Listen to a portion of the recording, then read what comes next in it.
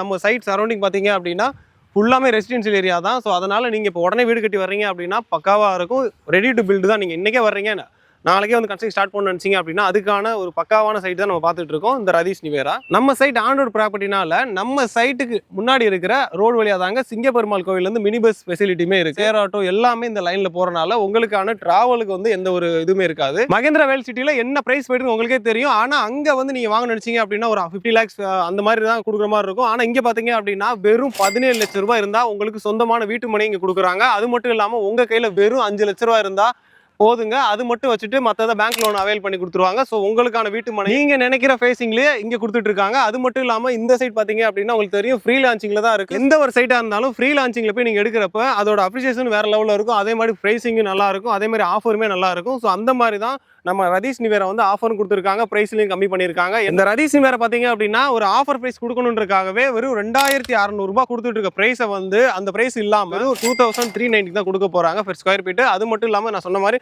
Free லான்ச்சிங்கில் நீங்கள் வாங்குறீங்க அப்படின்னா ஆஃபருமே அவைல் பண்ணிக்கலாம். ப்ரைஸ்லையுமே ஒரு சூப்பரானதாக கொடுத்துட்டு இருக்காங்க.